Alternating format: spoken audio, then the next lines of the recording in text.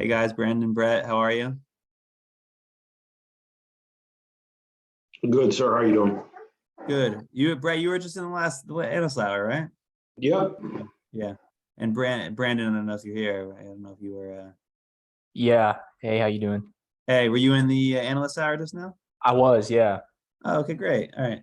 So this is a new. I don't really need to introduce myself. This is a new add-on program they're trying to include within the broader mentorship program. They want to have this kind of mentorship extra hour where similar to the analyst hour, it's really just very informal. If you guys had a deal, you guys could totally bring it. We could talk about deal specifics. Otherwise, I'm happy to talk about what I'm seeing in the marketplace. So I'll try to make it a little bit different than what I spoke about on the analyst hour, so you guys don't have to sit through another conversation of hearing me just spew nonsense.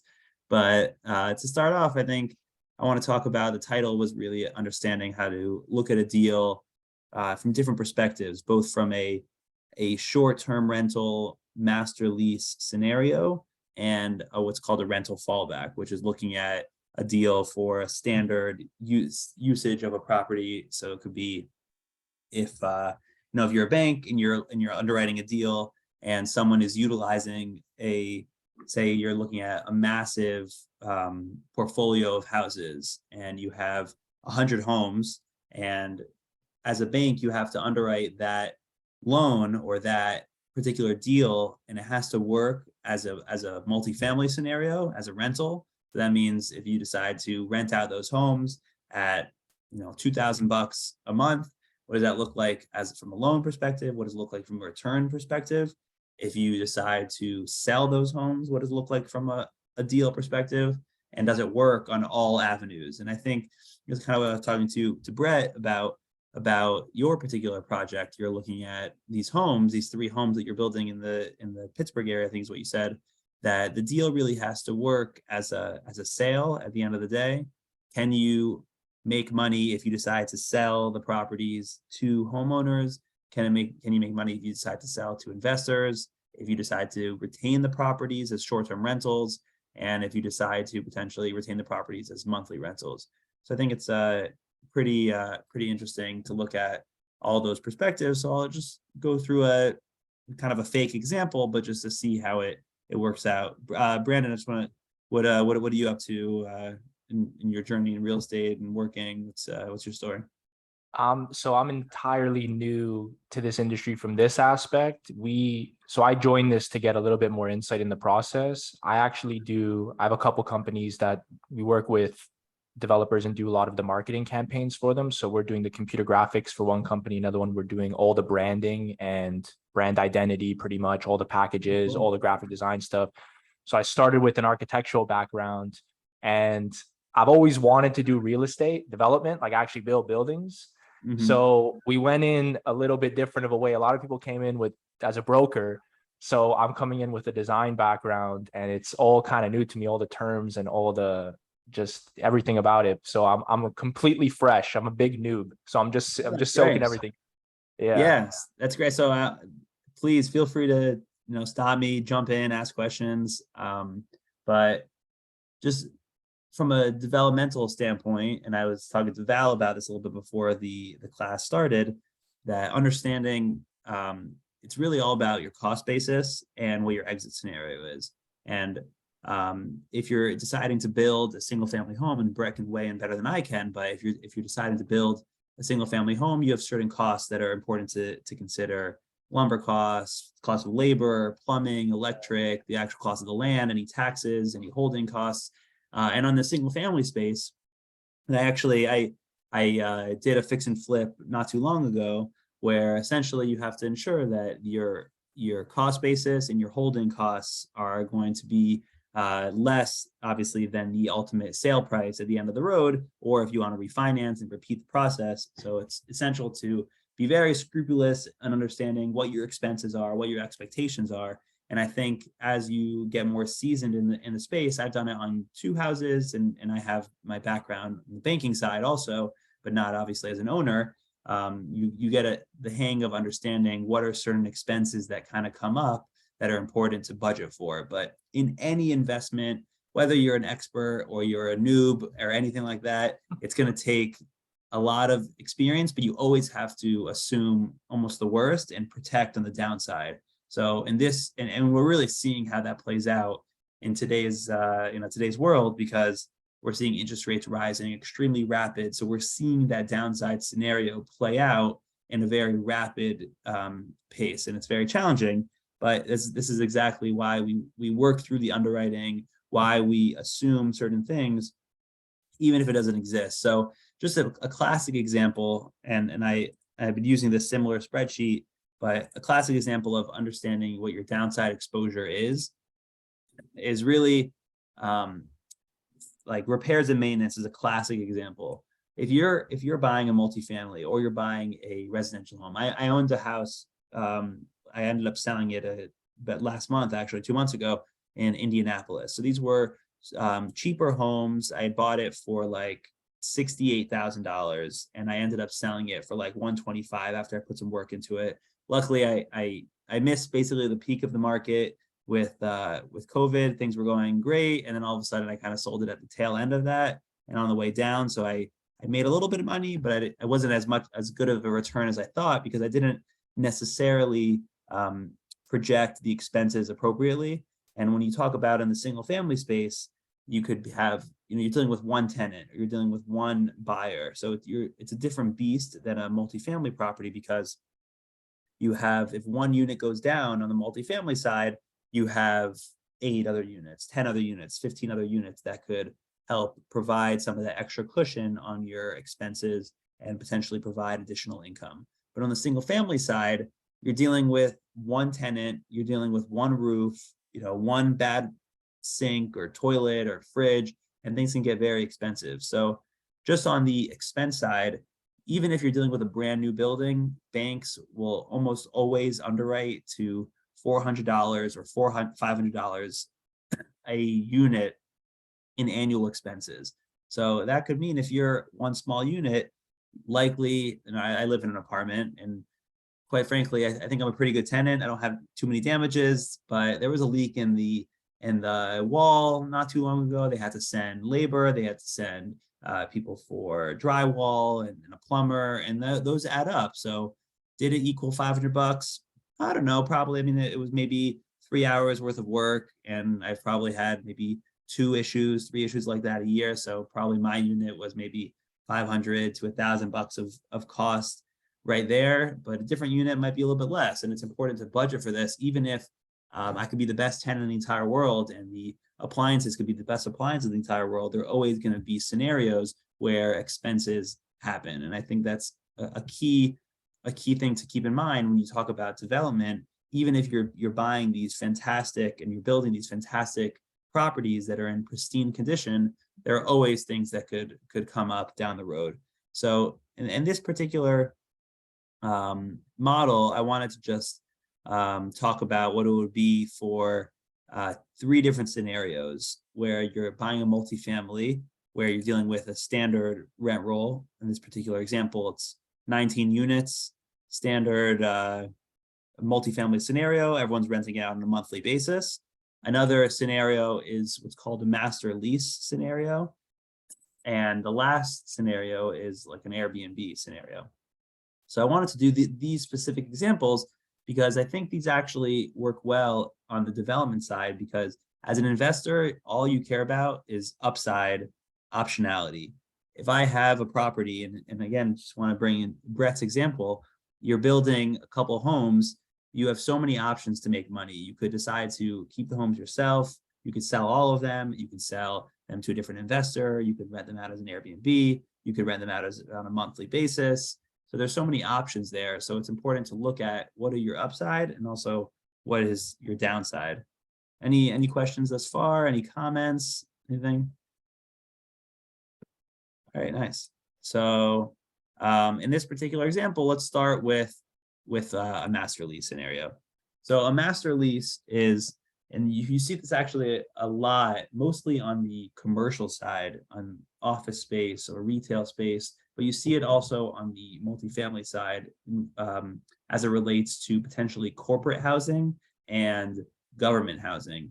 So the strict definition of what a master lease is that you essentially have one owner, one operator in the space, and they are going to sign a lease on behalf of all the individual subunits. So we're still dealing with a 19 unit or a 20 unit property or however many units you're talking about, but there's one operator that says, hey, let me pay you, the owner, $1.5 million in this particular example, $1.5 million a year, and then I'm going to sublease the units to different tenants. So let's talk about on the multifamily side. On the multifamily side, you could have an owner that is a corporate housing operator, and if you're a company like Google or Facebook or some of these massive companies, or you're a massive bank like Goldman Sachs or whatever. So let's use the example of say Google. So Google's its main campus is on the West Coast, but I'm sure they have a number of people all the time that are traveling over to the East Coast for meetings, for events, for different marketing events and conferences, and they have corporate housing for them. So Google probably goes to some of these buildings and say, hey, you have a 20 unit building. Let me just pay you $1.5 million in annual rent, and then I will provide those subunits for our employees. So that's a typical example. A nice exit strategy for an owner is that they have Google as a credit rated tenant. Obviously, Google is not going to default. There's going to be 0 vacancies, because even if the subunits are vacant, you still have Google paying you every month, no matter what, without fail. So you have $1.5 million in annual rent. So that comes out as $125,000 a month in monthly income.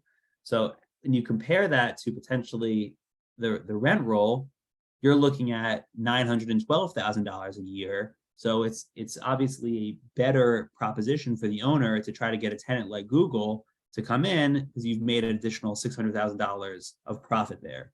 The challenge becomes is that, does that increase the value of the property, and what does a bank look at on the other end? So even though the property might be generating, and this is more gearing towards what the upside is, even though a property might be generating $1.5 million, the downside scenario is still the standard, rental fallback scenario. It's good. If Google leaves, you're not going to get 19 tenants to equal $1.5 million in annual rent. You're going to get 19 tenants that'll equal $4,000 a month. It'll give you $912,000 in rent. So it's important to see what's the upside scenario and what's the downside scenario. Why would Google pay you 1.5 versus paying you, saying, hey, I'll give you $850,000, and then you have no headaches? It could go either way. I've seen a couple different scenarios where master lease, they pay high or they pay low, and it's really up to the individual to understand what's in it for me. Would I rather say outsource this management to someone else and I don't do anything, and I essentially say, hey, you, Brett, why don't you manage it? Let's just do this a normal multifamily, because I'll make $912,000 and it's great. There's potential you can renovate the units. You could potentially, you could switch it along with the market. You have optionality, you have flexibility. Say the market increases dramatically over a 1-year term, you can always get a higher renter in there. Whereas when you get Google, yeah, you might be willing to lock in a lower amount because you don't have a headache, but you lose that optionality because you're probably locked into a longer contract. You're probably locked into a 10-year lease, and maybe there's a couple step ups in the process. There's a 2% or 3% increase, but you'd be at a disadvantage because in New York real estate 2 years ago, 1 month units, 1 month rent for a typical unit in Manhattan was going for $3,000, and now it's going for like $4,500. So if you were subleasing it to Google as a master lease, you kind of lose out on that. So it goes both ways. It's important to think about what your upside is versus what you rather on the downside. It's a good question though. I had one play out recently. Yeah, I was on the sideline for it in our market here in the Raleigh-Durham, North Carolina market. Just as COVID was kicking in, my wife was part of the Great Resignation, but when she left, she was with a property management firm that had just finished literally in 2019, call it a 200 senior living project. And so as the developer said, well, my goodness, I'm not going to have seniors, beating down my door to lease up this 200 unit. They were approached at the same time by Duke University, private institution, massive $1 billion of endowment. They were in they had the idea of, hey, wait a minute, you have 200 units that are brand new. We have incoming students that are going to be, basically studying from their dorm room or from their room, not necessarily their dorm. But we need to spread our students out. Why don't we sign a 3-year deal for your brand new project?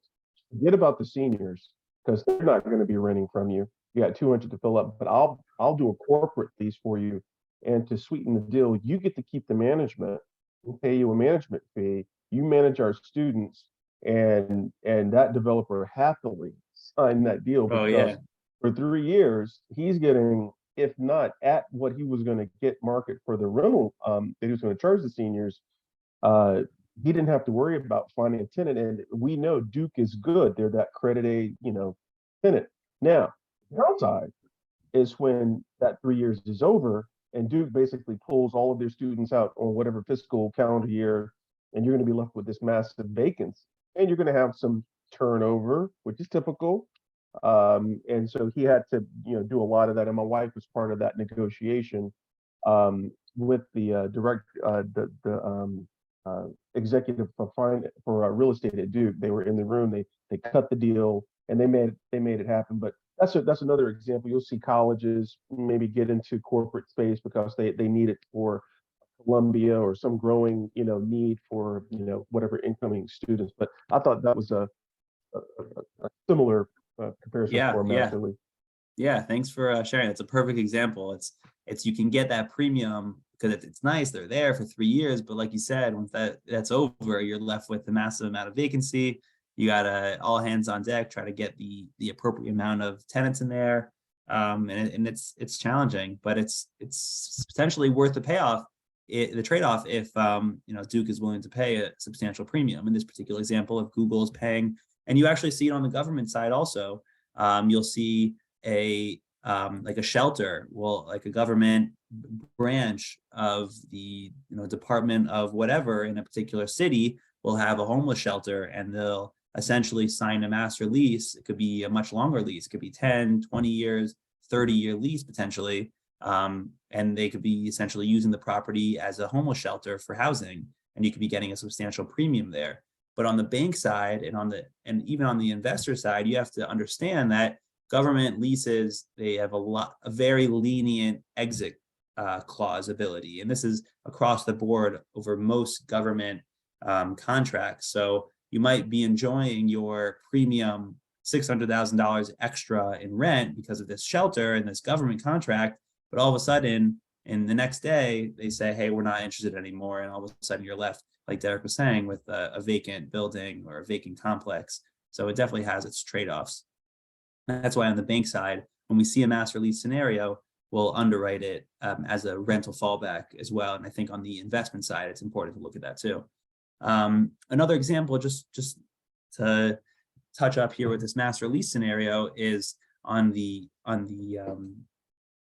commercial side, like the office and retail side. I actually just saw a deal where it was an owner occupied space. They were an owner operator that was in the HVAC, plumbing, merchandising, warehousing industry, and they wanted to buy an industrial building I think it was in Brooklyn. And what they were going to do is they were going to buy, essentially kick all the tenants out, buy the warehouse, and they were going to put their own business inside that building, which makes sense. But obviously you don't want to have to pay a lease. You want to buy your own building. You want to do your own thing. And I get that. And maybe it gives you some optionality to sublease a space if you don't want to use the entire space. But where it gets challenging is a lot of these people will come to the bank thinking that they're so high and mighty and they're so smart. And they say, listen, we're going to buy my business, say it cash flows $10 million in earnings. And it's a great business. And they're buying this building and they're saying, hey, we're going to pay, quote unquote, pay ourselves a lease for $2 million a year because we can afford it. Can you give us a loan to essentially purchase this property? And we look at it and we say, yeah, you're right. We have a lease here. It's basically going from one pocket to another pocket. It's a master lease because they could be subleasing the units, or it's over a course of multiple units. But we have to look at it always as a rental fallback scenario, is that, yeah, you might have this $2 million in annual rent lease, but if the building can only, if we decide to sell it or take ownership over it, or you decide to vacate your business, can the building as individual units also withstand this rent? So it's important to look at from all different perspectives, always looking at the downside when you look at these deals. Does it work in the scenario you're looking for, and does it work also in the downside scenario? Let me ask you, Josh, were they trying to increase their rent that they were trying to show you to qualify for better terms because they were cash flowing, get, a better term sheet from you, versus coming in for a client that recently I just closed? He did he bought a building user. He actually, showed his institution that, no, I'm paying at or below market. I'm taking possession of the space because he put in, 50% equity. He only needed, pretty much 50% debt on it. So he was able to structure a lease that was, he didn't want to be caught, like you said, he didn't want to be stuck in a high rent in case his restaurant failed. He's like, Yeah. look, I want to pay a rent that's commensurate with the market. So I didn't know if they were trying to do the reverse and push the rent up in that case to get, a better loan to value from you. Yeah, I mean, your case, it's smarter to, as someone who's buying a space and going to operate in it, do that market research, understand what the monthly rent should be, and essentially provide that to the bank. Obviously outside of the being fair and just and how business should be conducted. But yeah, this particular person was saying it's almost like you're trying to get a business loan that's disguised as a real estate loan. This guy is buying this property, whether or not it's it might be a good price, might not be a good price, but he, for whatever reason, feels like it's a good price, and he's spending a lot of money on these warehouses. There's actually a portfolio of 4 warehouses, and he was buying this portfolio of warehouses, and he said, listen, I can justify this price that I'm paying because my business is very cash flow positive. So I'm going to pay myself a big lease. Let's leverage it. Give me some, good terms. But then we look at it, and he's trying to get more leverage because as a business, not only it's good to own real estate, but as a business, you are also, you want to have access to cheap capital, and you want to potentially grow your business. He was trying to get better loan terms, even though it wasn't necessarily substantiated by the actual market. So it was definitely interesting. But yeah, good point. All right, let's see. Just want to jump to a different scenario. Let's talk about Airbnb and see what that looks like. Because it's a similar idea, is that there are different ways to structure any type of loan, any type of investment. So for this particular investment, you're looking at someone that's looking at a daily rate rather than a monthly rate. So Airbnb, I'm sure everyone's familiar, but you could have a multifamily, you could have a basket of single families, you can have just one single family, or you could be talking about one unit, but you are essentially subleasing, you own the unit, and you're trying to rent it out on a daily or weekly rental rate rather than a monthly rate. So as you lock in longer leases, you get a less of a premium essentially. So the hope is that a standard monthly rate for this unit is $4,000, but if you rent it on a daily basis, you think the appropriate daily rent is $200 a day. So now you're talking about someone that is leasing out these 19 units, and this could also be corporate housing. It could be maybe you're in a vacation spot. It depends on the market, but he's hoping to rent out $200 a day. So that equates on a 30-day typical month to $6,000 a month in rent and $72,000 a year. So now you're looking at $1.368 million in income on an annual basis. But remember, on the master lease scenario, we were looking at $1.5 million, and on the rental fallback scenario, we were looking at just $912,000. So again, this is a good example of, as an investor, you want to look at what your upside is. And you might look at a property and say, wow, I can afford this property because say you're looking at a multiple of whatever of the rent, I could afford this X or so $1 million property because it generates $200 a day in rent, and it's fantastic. And I can earn $1.4 million on my investment, and it's fantastic. But then you look at other downside scenarios, you look at how a bank is going to look at it. You look at, say, what would happen if a unit is not leased on a daily basis and you want to get a monthly rent instead. So you have to look at all these different scenarios, and I'll let you know how that plays out on the income and expense statement also. Any questions? That Alright. just seems so scary, the Airbnb. I can see as an operator wanting to, to take that on as a, as a great revenue generator, but from turnover, thinking cleaning, and then obviously the vacancy, how can you predict that? I mean, it's full on real estate meets business, and you got to run Yeah. it. You got to run it in really two different tranches. You got to market the thing. If I was a lawyer, I'd be scared to fund. But if it was multifamily, that seems pretty straightforward. But this, the whole Airbnb, Yeah, it's a different beast I'm sure it was entirely. really dense where you're going to fill that room and you got a waiting list. That would be, that's where market research really is super keen. You got to be there. We have an old farmhouse that was owned by the mobster that ran the entire Western Pennsylvania. I bought his entire farm, 87 acres. And it's got three buildings on it. And the one was converted to a duplex. And I've had nothing but nightmares with every fucking duplex I've ever owned. And I mean that, right? It is like I will not, I've heard people say, buy a house, make it really nice and get yourself a good tenant, right? And whenever I got into real estate, I wanted to do large multifamily. But either way, I finally got everybody out and I was like super happy because I can go up to my place and enjoy it.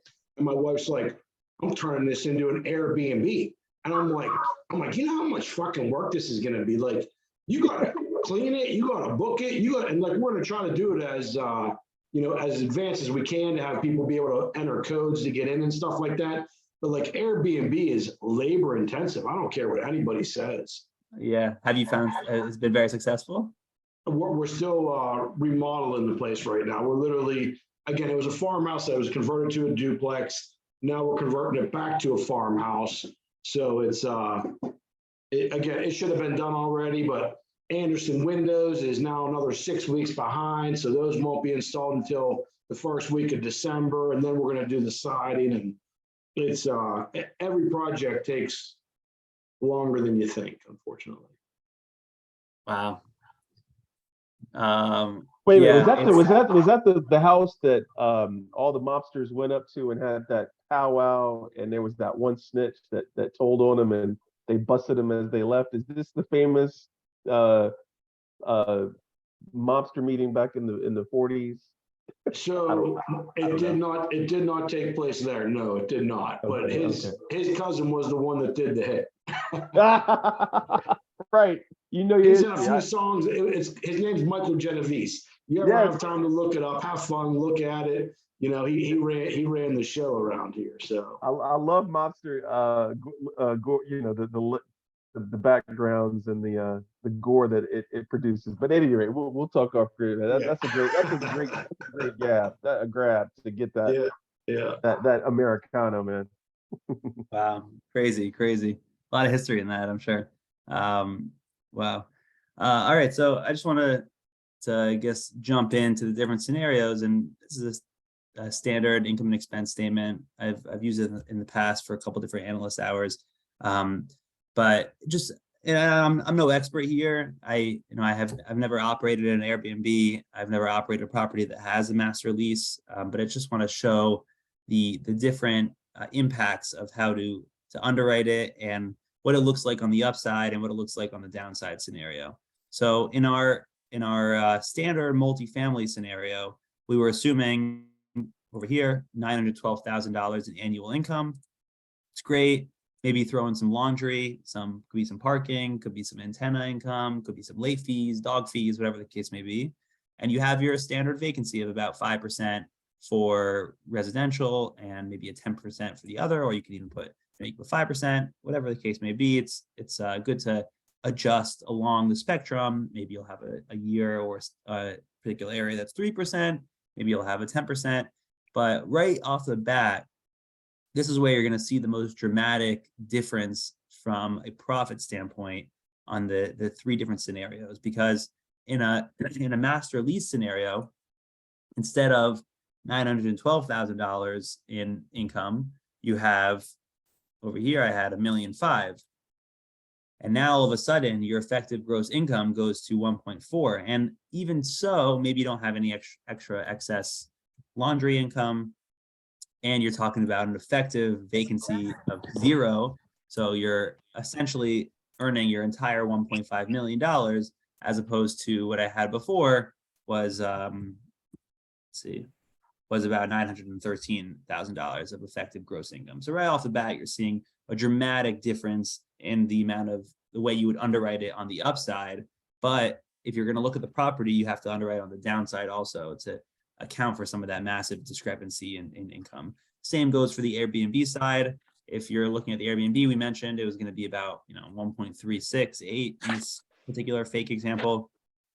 Your vacancy would be a lot higher. So you're looking at maybe over the course of the year, maybe a 10% or 15% or a 20% vacancy.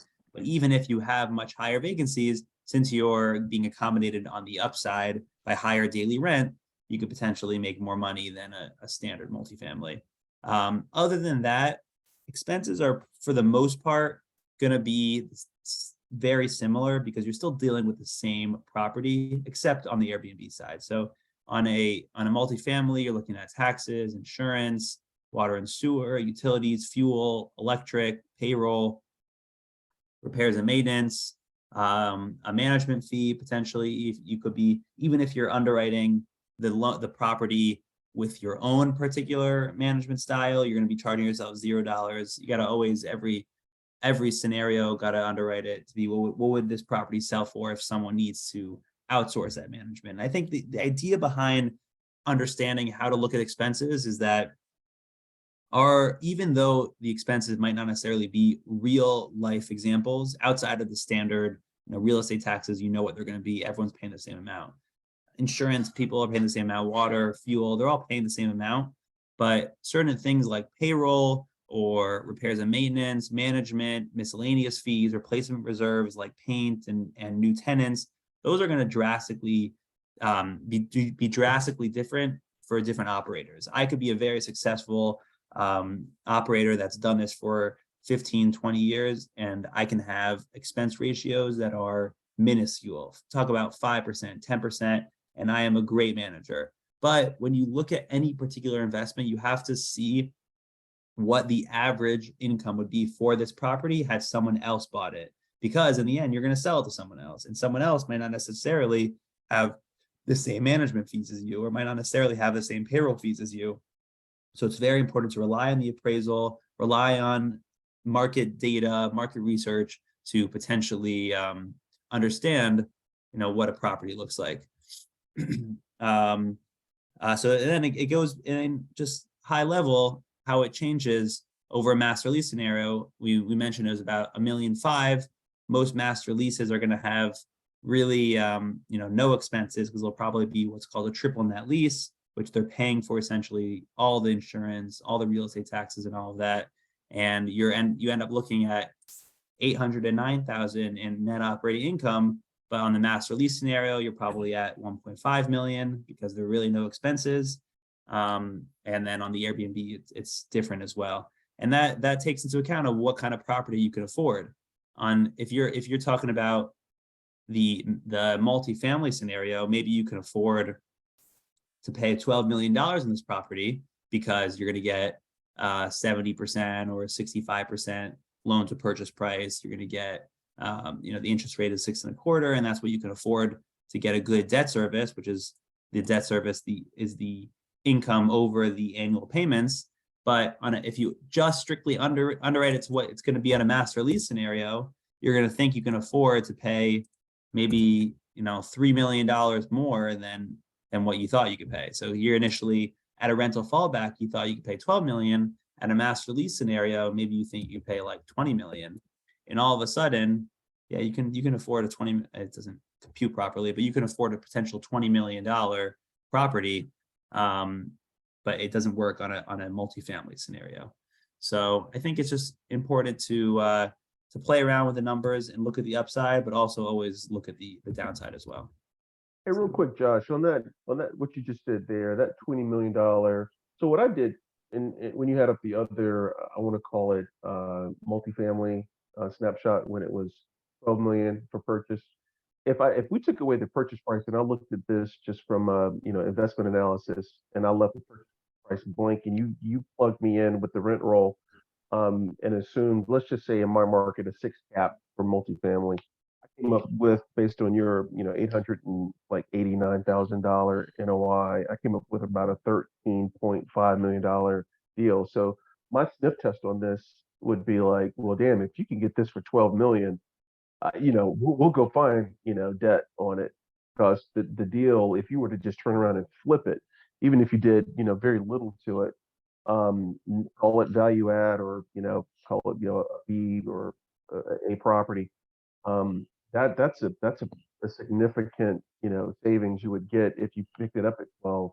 So do you look at that when you so 20 million, it doesn't, it doesn't ink out for me, if the purchase price wouldn't be 20 million, because I'm still using, well, maybe the NOI went up a little bit since, it's a master lease, but I still don't think it justifies a $20 million purchase price at that point. Maybe it's, 15 or 16 million, but 20 seems a little high to pay this based on the NOI, even if it was adjusted. Yeah, I mean, it's interesting because you're right, and that's why it's important to look at all scenarios. But on the master lease scenario, you're looking at $1.3 million in potential income after some of these expenses, and Okay, you yeah, throw on there it that is. same 6% cap rate, and now you can actually afford a $22 million property. That's what the So purchase price it is. is okay. It comes out at 22. Okay, I So didn't see the NOI that's on that. really that's why it's so important to underwrite to the upside and underwrite to the downside, because if that contract expires, that Duke leaves, that Google, that government contract, they leave, you're not getting anywhere close to that amount on the NOI. Your property essentially dropped in value from 22.4 back down to 12 or 13. So that's why it's you gotta make sure it works on the downside. And then heck yeah, if you can find a great contract and you could lease that property up for the next 3 to 5 years, awesome. You just made a killing. And you will see an increase in the property value to some extent. Appraisers won't credit it just because you have that lease, because that lease does expire and will have to revert back to the multifamily scenario. But someone will pay an extra premium if that lease is maybe a 3 or 5 or 10-year lease, so they do have that excess capital. So I've actually talked to a client who does these like they warehouse these contracts, they wholesale rather these contracts. They'll buy a potentially a vacant, go under contract with a vacant property. They have relationships with Starbucks, with Goodwill, with some of these massive companies. They'll sign a master lease or a long-term lease in these properties, and they'll just flip those contracts because a lot of that operational risk is now gone because they have that tenant, they have that relationship. So they're in it for, they essentially are increasing the value by just getting a lease up there. So you have that here as well. If you can get a master lease, you definitely will increase the value, but the deal better work on the lower end of the spectrum as well. Yeah, it's interesting stuff. Any other questions? Comments?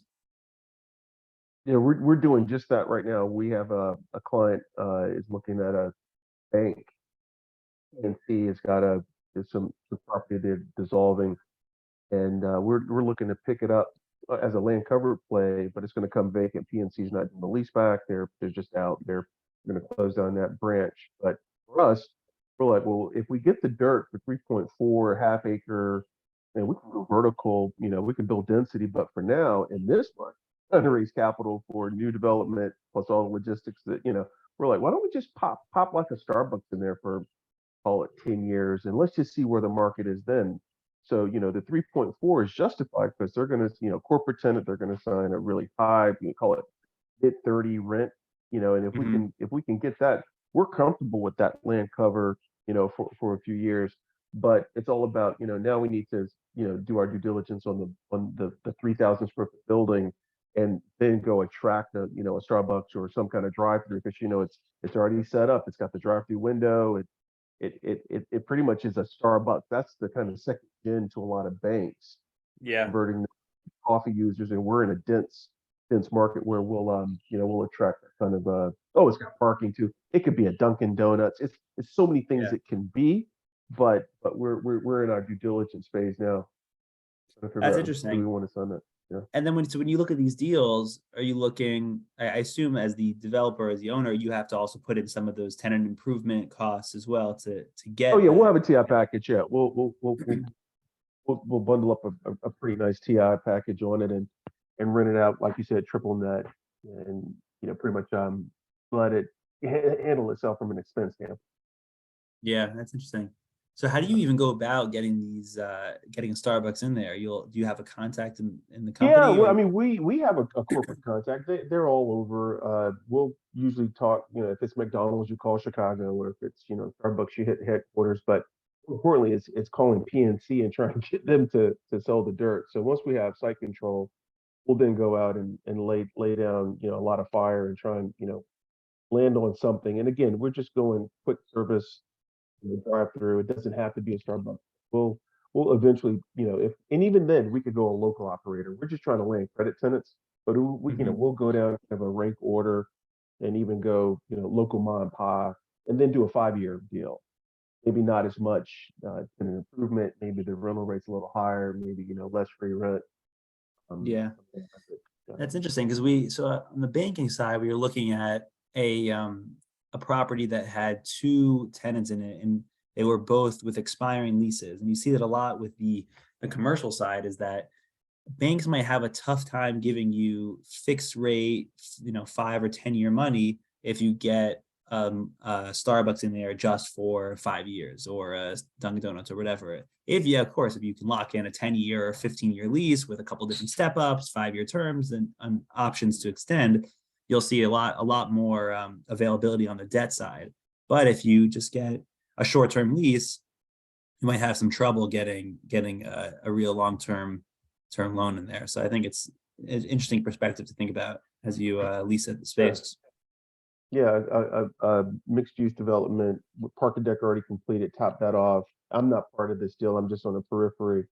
They're in the private debt market right now because they're struggling to get, good terms. They're revisiting their original terms, and this is a, 5-year project. Building a, 300,000 square feet of, retail and office, mixed use.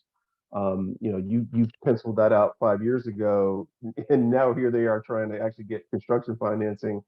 Their interest carry was backloaded. I just found this out this morning at a meeting, and luckily they're not having to dispose of the asset. So I also learned recently that that was part of an EB-5 program, so they had some EB-5 money involved there, and they had a family office with a fund lifespan too. So they're having, their capital stack is just all over the place, and Yeah. those Wow. fund lives expire, and no, the fund doesn't care. You exit at whatever, pay us back our money, and then move on and do something else. So they're having to get super creative in this market as the basis points are going up from the feds. Wow. Wow. It's wild. It's wild. And it's a big project. We're talking, $70 million, project. And Wow. it's a third complete because you got the parking deck usually comes first. Now they're getting ready to get into their main buildings. Wow. Where this is also in North Carolina It's it. area? Well, so we're part of the Triangle. Triangle is made up of Raleigh, Durham, Chapel Hill, UNC, Duke. You hear the great rivalry. Um, Hmm. then we have some, ancillary markets like Cary, I don't know, Morrisville. That's where RTP is, Research Triangle Park. But then you have just 45 minutes up the road, you have the Triad. And those are three cities made up of Winston-Salem, School of the Arts, pretty famous High Point University, and Greensboro. Um, that makes up the Triad. Those three cities make the Triad. And that project is in the Triad. I think they got a Westin for the flag for the hotel. They've landed, some really good retail, tenants for the space. It's an old newspaper site. Newspapers are gone, but they Yeah. took up so much real estate, just like car lots. They were, all of our car lots in Durham are gone. They are all vertical now. They all are just mass dense, and if they're not completely adaptively, rethought of, they're in the work. Mhm. But yeah, so that's the triad market that this project is going up, taking up about maybe 15 acres, but it's huge. It's massive. Wow. In a downtown, like urban core, pretty big city. Yeah. I mean, a lot of those projects will be very successful. It's just you get in a financing crunch, and then all of a sudden you can lose a ton of your equity. It gets eaten up very quickly when you have to go to the private debt markets and you got to get more challenging Oh yeah, financing. 11s. We're talking 11s, Oh 12s. wow. Yeah. Damn. Oh yeah. Yeah. Yeah. I mean, I was just updated today, and I was scratching my head like I was like, well, should I know? A house jumbo is like 7s now, so maybe 7 or 8. If you're gonna go, jumbo, we got in at 5 on a $600,000 house just a month and a half ago, just before rates did Oh that. wow. We Yeah, like closed. crazy. These during COVID, people were getting 2s, 2.5 on their Yeah, yeah, houses. and we were scared at even signing at 5 and 5.25. We were like, oh man, that sucks because just 2 months ago you could get 3.5, 4, and now just a month and a half later, it's 7 easily, for Crazy. especially if you're an independent contractor like me. Crazy. We don't Yeah. yeah we don't have W2s in our. Yeah, it makes it a lot harder for sure. Right. Wow. All right, that's it for me. I mean, if you guys have any questions, as I mentioned in the analyst hour, I'm available. I'm free. You guys can always reach out. My email. Happy to chat on the phone. Whatever you guys prefer. Right. Thank you very much. Good stuff. Of course, of course. Great chatting. Have a good one, guys. Yes, thank you. Have a good evening. Everyone. Everybody have a good night. Take care, guys.